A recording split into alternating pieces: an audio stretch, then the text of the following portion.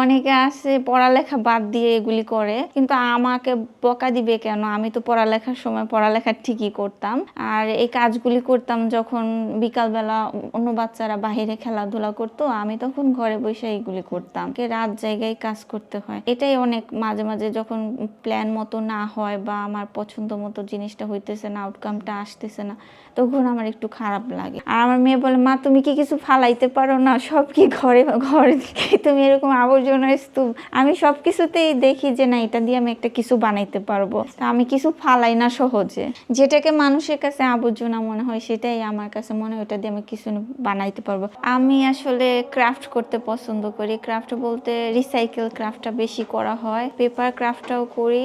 আর সবসময় দেখি যে কোন জিনিসটা দিয়ে কি তৈরি করা যায়। এই জিনিসটা আমার ছোটকাল থেকেই আমার একটা আগ্রহ ছিল। কার্টুন নেটওয়ার্ক নামে একটা চ্যানেল ছিল, ওইখানে আর্ট অ্যাটাক একটা অনুষ্ঠান হইতো, তো ওইখান থেকে আমি অনেক কিছু শিখতাম আর করতে ভালো লাগতো। বিয়ে হওয়ার পর, বাচ্চারা হওয়ার পর মনে হয়েছিল যে কিছু করি কিছু করি কিছু করি।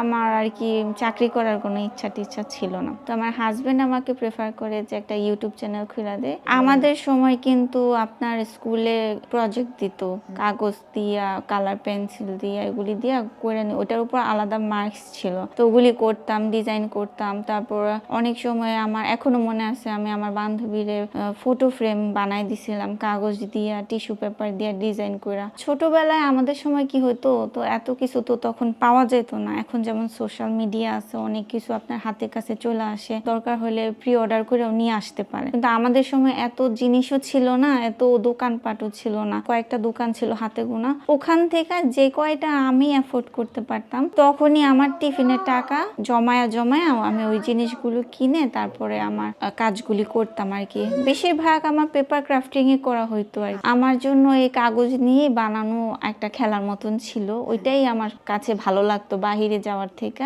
আর্ট অ্যাটাক দেখতাম আমি, তো ওই আর্ট অ্যাটাক থেকেই আমি অনেক আইডিয়া নিছি। এখানে অনেক কিছু শিখাই। তো আমার এখনো মনে আছে, ওষুধের বক্স যে আছে ওইটা দিয়া একটা রাতের শহর বানানোর একটা ডিজাইন দেখাইছিল, আমি ওইটাও বানাইছিলাম যখন ছোট ছিলাম। তো মনে করেন যে সবাই কার্টুন দেখার জন্য টিভির সামনে আসতো, আর আমি অপেক্ষা করতাম কখন আর্ট অ্যাটাকটা আসবে আর ওইখান থেকে আমি কিছু একটা শিখবো আর ওইটা আমি করতে পারবো নিজে নিজে। আমি একটা চশমা রাখার ট্রে বানাইছিলাম, তো ওইটা আমি বানাইছিলাম বেসিক্যালি হ্যান্ডমেড ক্লে দিয়া। তো ওই ক্লেটা আমার ভালো করে হয় নাই, যার জন্য আমার ওই চশমা রাখার ট্রেটা 3বার বানাইতে হয়েছে। একবার আমার ক্লে রেডি হয় নাই, দ্বিতীয়বার আমার বাচ্চা ভেঙে ফেলছে, তৃতীয়বার আমি শুকানোর আগে উঠাই ফেলাইছি। তারপরে এখন আমি মনে করছিলাম যে আর বানাবোই না। তারপর চিন্তা করলাম যে 3বার যখন ট্রাই করছি আরেকবার করি, কারণ 3বার এত এফোর্ট দিলাম, আরেকবার এফোর্ট দিই। দেন চতুর্থবারও আমি আরেকবার এটা ট্রাই করছি, সফল হয়েছে এবং ওইটার ভিডিও আমি শেয়ার করছি।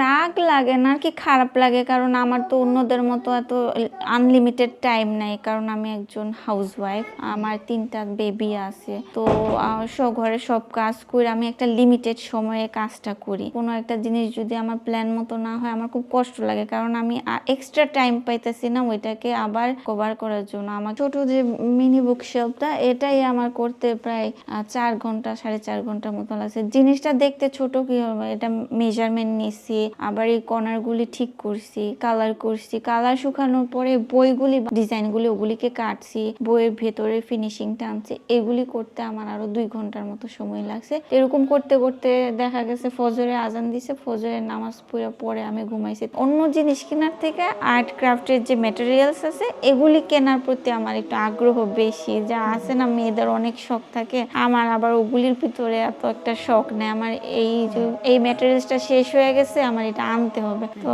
তারপর আমার হাজবেন্ডের বলি, যেহেতু আমার এখনো একটা আর্নিং সোর্স বের হয় নাই, ধরতে গেলে আমার হাজবেন্ডই ধরেন আমার আনকন্ডিশনাল আর কি প্রডিউসার। সবাই কমেন্টে মনে করেন এক একটা বানাইতে বলছে, কুম করে বানাইতে বানাইতে আমার একটা প্রায় রুমের সব ফার্নিচার চলে আসছে মিনিয়েচার ক্রাফটের।